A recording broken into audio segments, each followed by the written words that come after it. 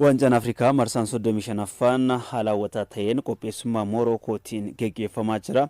Taphoonni ramaddii jalqabaa kaleessa halkan xumuramaniitii jiru. Taphoota ramaddii fi faadha kaleessa kan taphatamani. Keessattuu taphoonni ramaddii faa kan morkii Kaameruunii fi Gaaboon akkasuma kan ramaddii Aljeeriyaa fi Sudaan eegamaatii ture.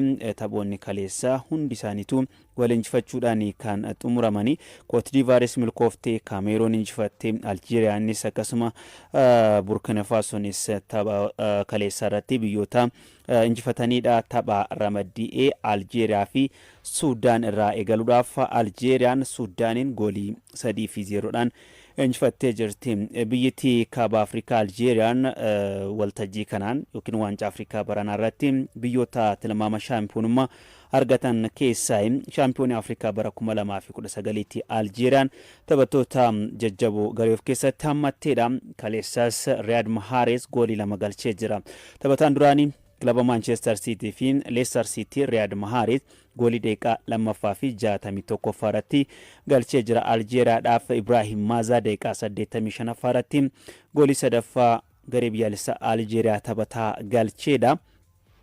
Riyad Mahrez umrii 34 irratti argama. Kilaba Saudi Arabiyaa Al Ahliidhaa fi kan taphatu taphataan kun egaa kaleessas ga'umsa bareedaa mul'isuudhaan taphataa cimaa taphichaa ta'uunis filamee jira. Tapha kanaan Sudaan daqiiqaa 39ffaa irratti Salah Adil jedhamu kaardii diimaadhaan dhabuun ishee daqiiqaawwan hedduuf taphataan quudhaaf taphachuudhaaf dirqamteetii jirti. Sudaan biyya waraana waliin keessa jirtudha. Leensaan garee biyyaalessaa Sudaan Kiisiyaa Aapiyaa tapha kana dura yaada kennanii ture. Lammiilee Sudaan gammachiisuudhaaf Morokootti argamne jedhanii kaleessa garuu hin milkoofne. Sudaan gulaallii waancaa Afrikaatiif yoo darbitu qophii taasisaa kan turte biyya ollaatitti akkasuma liigiin biyyattiis Ruwaandaatti kan taphataatii jiru. Waraanni biyyattii keessatti geggeeffamaa jiru waggaa 3 kan siqee jechuudha. Waggaa 3tti siqee olomos bara 2023 ji'a Diseembarii keessa waraana eegaleedha. Lammiileen lakkoofsaan hedduu ta'an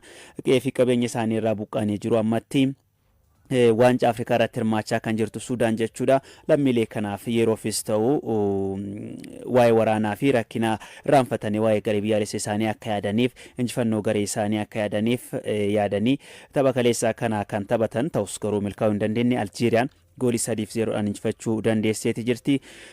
Tapha kana taphataan duraanii akkasuma leensaan duraanii Real Madrid Zinedine Zidane istaadiyeemii Mollaa Elaasanitti argamuudhaan daawwatanii jiru. Sababbiin Zidane istaadiyeemii kanatti argame yookiin tapha Aljeeriyaa fi Sudaan kana daawwateef ilmi isaa ilmi Zinedine Zidane Lucas Zidane karra eegaa garee biyyaalessaa Aljeeriyaati. Eegaa taphataan kun kilaba Granada keessa taphata. Ilma isaa daawwachuudhaaf direetti argamee jira. Kunis waancaa Afrikaa irratti wantoota simboota jiran keessaa tokko akka ta'eedha kan himaatti jiru. Zidane kubbaa miilaa addunyaa keessatti nama maqaa guddaa qabudha. Badhaasa Ballon d'Or fudhatee jira. Hojii leensummaanis nama milkaa'aadha. Biyya abbaa isaatti argame Aljeeriyaa jechuudha. Ilma isaa jajjabeessee jira. Ilmi isaa Lucas Zidanes kaleessa ga'umsa dinqiidha kan mul'ise. Tapha qabxii jalqaba waancaa Afrikaa hirmaatee gareensaa goolii 3-0dhaan injifatee goolii siin keessummeessine Lucas Zidane egaa Zinedine Zidane tapha kana direetti argamuudhaan daawwateetii ni jira jechuudha. Taphni biraa ramaddii kanarratti eegamaa ture kan Burkina Faso fi Equatorial Guineatii. Biyyoonni kunneen biyyoota ga'umsa walitti siqaa irratti argamanidha. Taphichaan Burkina Fasoon goolii 2-1 Equatorial Guinea injifatteetii jirti.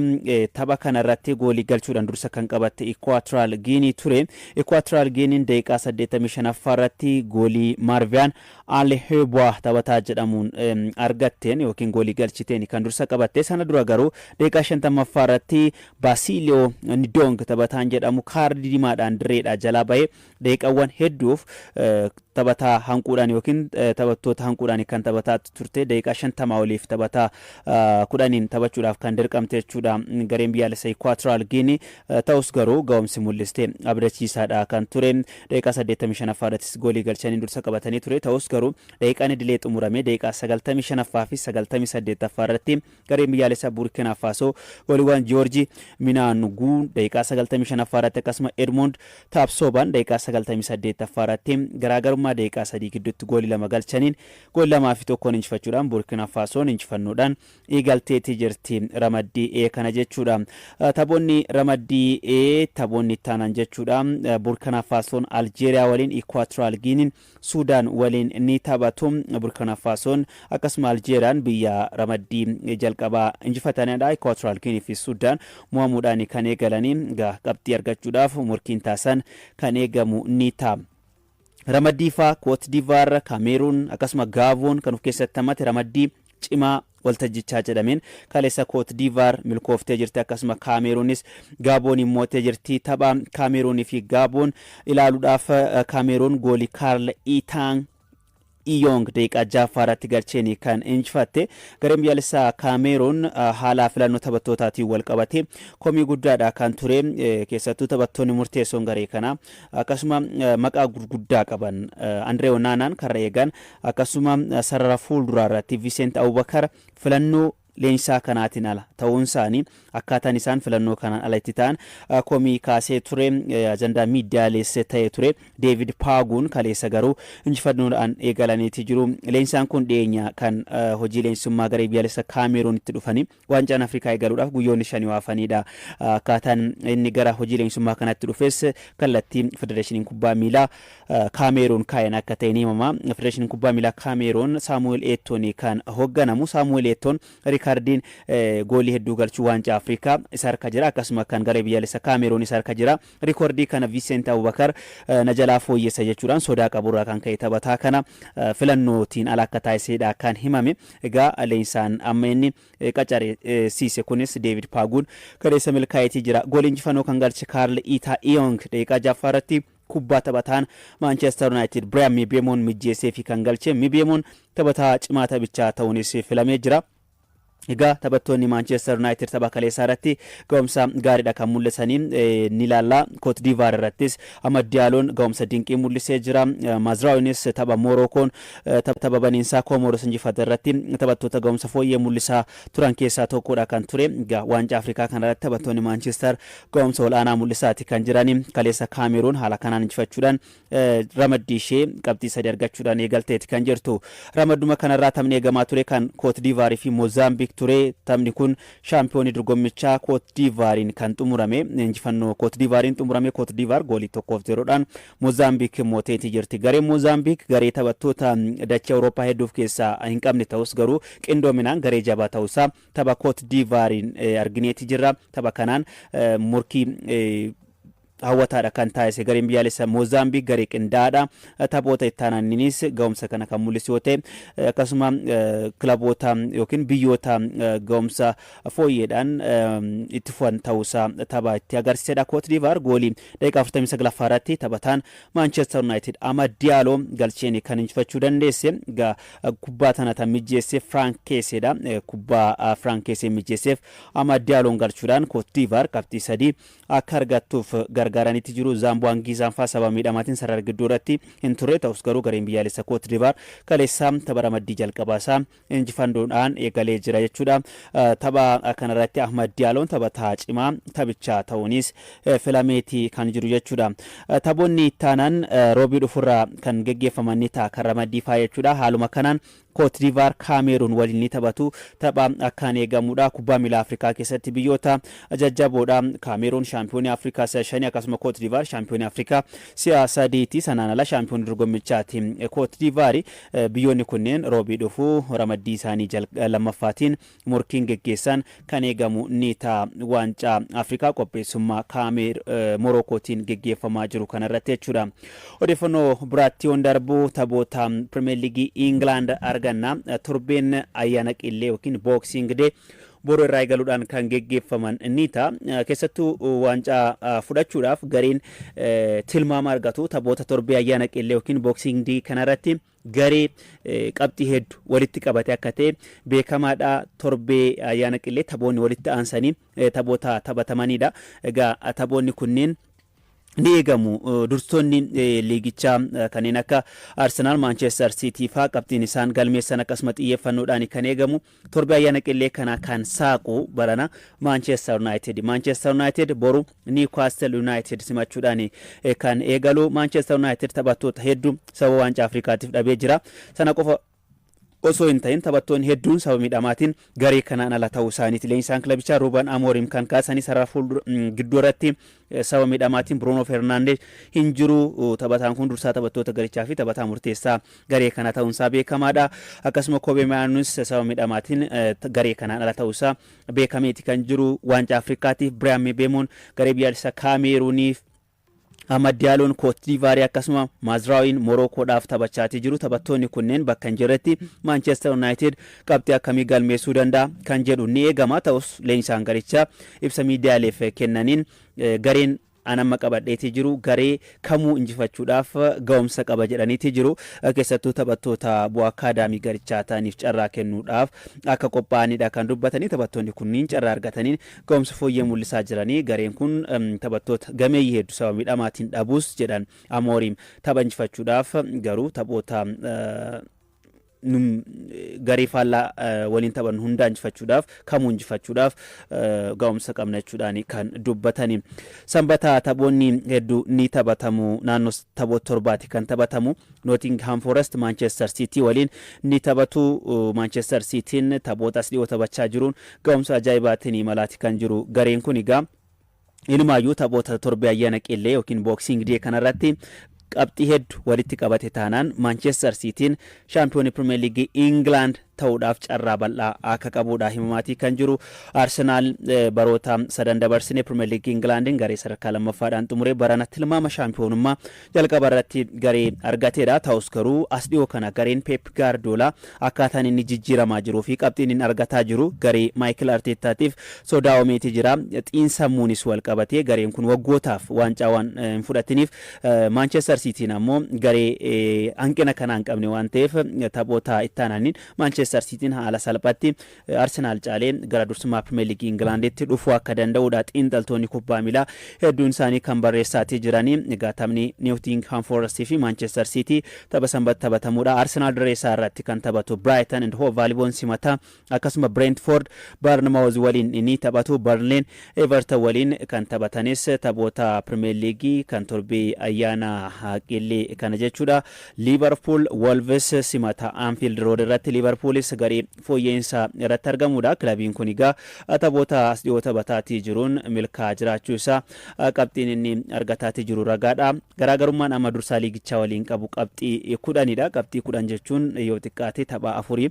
Garaagarummaa kana dhibbisee gara murkii waancatti ni deebi'a kan jedhu walumaan kan ilaalu ni ta'a. Ta'us garuu as dhiyoo kana fooyyeensi inni irratti argamu bayeessa Liverpool Wolves ni simata. West Ham Fulham waliin taphata. Chelsea Aston Villa waliin taphni tapha eegamuudha. Taphni kun tapha cimaa torbee kanaati. Gareen Unai Emery Aston Villaan Premier League Englandin qabxii 36 sadarkaa sadaffaa irratti argama. Chelsea qabxii 29 sadarkaa afuraffaa irratti argama jechuudha. Dirree isaa Stamford Bridge irratti Chelsea Aston Villa kan simatu. Egaa imala injifannoo taphoota torba walitti aansee kan qabu Aston Villaan imalli isaa kun Chelseadhaan jalaa dhaabbatamu kan itti fufsiisaa kan jedhu ni eegama. Egaa taphni kun tapha cimaa torbee kanaati. Premier League England kana Arsenal qabxii 39 dursaa jira. Arsenal garaagarummaa qabxii lamaatiin Manchester City caalee qabxii 39 liigicha dursoo Cityin qabxii lamaan hanqatee qabxii 37 sadarkaa lammaffaa irratti argama. Baay'ina gooliitiin garuu Manchester City ni caala. Goolii qulqulluu 25 qaba. Arsenal 21 qaba. Taphoota ittaananiin event tapha sanbata taphatan kana Arsenal qixa ba'ee Manchester Cityin kan injifatoote galursummaatti dhufuudhaaf Manchester Cityin carraanii qaba. Walqixxaatan yoo ta'e immoo qabxiidhaan kan walqixxaatan yoo ta'e garaagarummaa gooliitiin caalee Manchester Cityin gara dursummaa liigichaatti carraa dhufuu ni qabaata jechuudha. Sadarkaa sadaffaa irratti kan argamu Aston Villaadha. Qabxii 36 qaba. Kilabiin kun taphoota torbee 17 taphatee 11 injifachuudhaan 3 qixa ba'ee tapha 3 qofa kan mo'ame. Liigichaanis taphoota muraasa garee mo'ame keessaa taphni gareen liigichaan tapha muraasa mo'ame Arsenaal tapha lama qofa mo'ame isattaanii kan jiru Aston Villaadha. Kilaboonni akka Manchester City, Chelsea dabalatee kilaboota taphoota afurii fi sanaa ol mo'amanidha. Chelsea qabxii 29 sadarkaa afuraffaarratti argama. Liverpool garaagarummaa gooliitiin caalamee qabxiidhaan walqixa Chelseadhaan sadarkaa shanaffaarra taa'ee jira. Sunderland sadarkaa ja'affaarra taa'ee jira. Manchester United qabxii 26 sadarkaa torbaffaarratti argama. Manchester United tapha boruu kana kan injifachuu ta'e jechuudha. Newcastle yoo injifate yeroo fis ta'u gara sadarkaa afuraffaatti dhufuudhaaf carraa ni qabaata jechuudha. Newcastle garee laayoomitiin barana goomsisaa laafaa ta'uyyuu malee garee haala salphaatti mo'amuutti garuu taphni boruu garee lamaaniifuu akka murteessaadha. Keessattuu Manchester Unitediif tapha murteessaadha. Kilaboonni liigichaan barana taatee ta'an Sunderland, Crystal Palace akkasuma kilaboonni akka Brentford fa'aa morkiin isaan geggeessan ni eegama. Sadarkaa gadii keessa kilaboonni jiran West Ham United qabxii 13 qaba. Burnley qabxii 11 akkasuma Wolves qabxii 2 qabaachuudhaan sadarkaa 18ffaa hamma 20ffaa jiru qabataniiti jiru. Taphoota head mo'amuudhaan kilabiin Wolvesiin gitu hin jiru. Taphoota 15 mo'amee jira kilabiin kun. Taphoota torbee 17 keessa tapha lamaan qofa kan qixa ba'e qabxii lamaan sadarkaa 20ffaarratti argama. Baranaa gara liigii gadii yookiin championshippitti bu'uudhaaf jalqaba irratti kilaba argamuudha. Burnleynis taphoota torbee 17 keessa tapha 3 qofaadha kan injifate. West Hamis akkasuma tapha 3 qofaadha kan injifate. Qabxii 13 fi 11 qabaachuudhaan sadarkaa 18ffaa fi 19ffaarratti argamu. Premier League England kanaan kilaboonni sadarkaa tokko amma afurii xumuran Champions League Awurooppaa irratti ni hirmaatu. Sadarkaa shanaffaadhaan kan xumure Liiga Awurooppaa akkasuma sadarkaa ja'affaa liigii konferansii ni argatu. 18, 19 fi 20tiin kan xumuran ammoo gara liigii gadii yookiin championshippitti kan sigigaatan ni ta'a jechuudha. 83 irratti yaadni isinuu barreessitan hedduudha. Hedduun keessan waa'ee kilaba deeggartanii ilaalchisuudhaan kan nuuf barreessaa jirtanii. Abdii Abdallaa magaalaa Abbaa Duulaa Boorachaarraa yaada isaa nuuf barreesseetii jira. Normaal Yuusuf Bunoo Beddalleerraa kan nuuf barreessee achuma iddoo tokko kan nuuf barreessanii Kumarraa Taakkala dhageeffataan jedhamu Ilaa Abbaa Booraa Aanaa Yaayyoorraa Gomsi taphattoonni kilaba Manchester waancaa Afrikaa irratti mul'isaa jiranii baay'inatti tolee jira jedhee Abdii Abdallaa. Xilaahuun Marabbaa Jimmaa Noonnoorraatti kan nuuf barreesse. Juneeddiin Abduu dhageeffataan jedhamu akkasuma Abdii Geetaachos yaada isaa nuuf qoodee jira. Daani'el Raggaasaa Saasii Gaaraati kan nuuf barreesse. Muddiin Shaafii Yaasuu Bushaa maamila keenya yeroo hundaatiin Hiko Daawid maamila keenya yeroo hundaarsi lixaa Kokosaarraa nuuf barreessee jira. Maqaa isaa Kaffaaloo Tafarraa maamila keenya yeroo hundaa godina Gujii Aanaa Oddoo Shaakesoorraa waa'ee taphataa Manchester City Rodri maaltu jira jedhee Rodriin miidhamarra jira. Taphataan kun egaa dhiyeenyatti gara taphaatti akka deebi'u yookiin akka gara shaakalaatti akka deebi'uudha kan eegamu. Dhabamuun Rodri Manchester City gatii kaffalchiisaa jiraachuusaa beekamaadha. Taphataan kun deebi'ee taanaan Manchester Cityin ga'umsa fooyya'aa mul'isaa jiru kanarrattu daran akka cimuudha kan eegamu. Taphoota kaleessa taphatamanii fi eegamaa turan keessaa taphni darbii Amaaraa kan Faasilii fi Bahar Daar walitti fideessa tokko. Kilaboonni kunneen egaa kilaboota liigichaan morkattoota ta'anidha. Faasil barana tapha tokkollee hin mo'amne. Kaleessas imala mo'amuu dhabuu barichaa tapha itti fufsiiseedha kan galmeessuu danda'e. Faasil Bahar Daar waliin goolii malee xumureetii jira. Tapha booda leenjisaan Faasil Yohaannis Saaleen yaada kennaniin tapha kaleessaatiin qabxiin argameen agasmara kan isaan muufachiise akka hin taanedha kan dubbatanii. Keessattuu taphattoonni hedduu sababa miidhamaatiin garee isaaniitiin ala akka ta'anii fi taphattoota haaraadhaaf carraa kennanii taphattoonni kun ammoo taphoota taphatan irratti ga'umsa mul'isan abdachiisaa akka ta'es leenjisichi kaasanii jiru. Kaleessa qabxii tokkoon argate Faasil qabxii 21 liigicha Buna Sidaama waliin dursummaa isaa itti fufsiiseeti kan jiru jechuudha.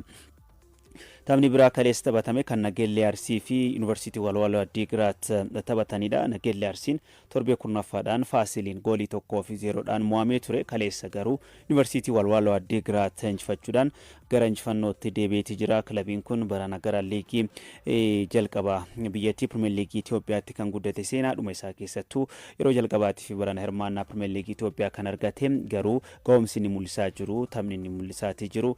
Liigichaan liigii kanatti barana waan guddateen fakkaatu nageellee Arsiin tapha hawwataadha kan taphatu keessattuu sararri qarqara mirgaa kabbee buzunaatiin durfamuu fi akkasuma gidduu irratti Daawit Tafarraa Guutaatiin hoogganamu Pirimeer Liigii Itoophiyaatiin gareewwan ga'umsa fooyyee mul'isaa jiran keessatti kan isa hiriirsuu ta'uu isaa mul'isaati kan jiru kaleessas goolii tokkoof zeeroodhaan injifatee jira. Sarara fuulduraatti Habiib faa ga'umsa mul'isaa turan fooyyeedha ibsaa Befiqaaduu dabalatee jechuudha kabbee buzunaa daqiiqaa ja'affaarratti kubbaan inni qabatee sarara peenaalitii keessatti balleessaa taphattoota Yuunivarsiitii Walwaloo Digiraatiin irratti hojjetamteedha kan Ashabir Hurruu gara gooliitti jijjiiruudhaan Nageellee Arsii goolii tokkoof zeeroodhaan Yuunivarsiitii Walwaloo Digiraatiin injifachuu danda'e jechuudha. Taphni biraa kaleessa taphatame kan Hadiyyaa Hosaanaa fi Walaayittaa Diichaa ture. Taphni kun injifannoo Hadiyyaa Hosaanaa goolii 2-1 xumurameetii jira. Maqaleenis bareechaan injifannoo jalqabaa tapha itti galmeesseen Arbaa Minceen goolii 2-0dhaan injifateetii jira. Leenjisoonni garee lamaanuu haaraadha kan turanii sababa ga'umsaatiin wal qabatee Arbaa Mincees akkasuma Maqaleenis leenjistoota kana dura garee kanneen leenjisaa turan hojiirra kaasuudhaan leenjistoota gargaartuu ta'anii kan durfamanii kaleessa Saggaayee Gabra-Maaraamiin kan durfamu Maqaleen goolii 2-0dhaan Arbaa Mincee injifachuudhaan milkaa'etti jira. Arbaa Mincee taphataa duraanii garee biyyaalessa Itoophiyaa Ababaa Buxaaqootiin kan leenji'u kaleessa mo'achuu hin dandeenye. Egaa garee Arbaa Mincee wal qabatee gareen kun waggoottan dabarsine Pirimeer Liigii Itoophiyaa keessatti kilaboota ga'umsaa fooyyee mul'isaa turan keessa garuu bara kana tapha tokkollee mo'uu hin dandeenye mo'achuu hin dandeenye jechuudha. Barichaanis kilabiin tapha tokkos hin mo'atiin amma Arbaa Mincee ta'eetii jira. Maqaleen kaleessa injifachuu isaatiin wal qabatee jechuudha. Har'a saboonni afur ni taphatu Pirimeer Liigii Itoophiyaa kanaan Itiyoo Elektiriik Mirgannat Shiree waliin ni taphatu. Shaggar Hawaasaa waliin Bunni Itoophiyaa Direedaawa waliin akkasuma Qiddus Giyoorgis Baankii Dirree Itoophiyaa waliin kan taphatan taphoota Pirimeer Liigii Itoophiyaa torbee 11ffaati.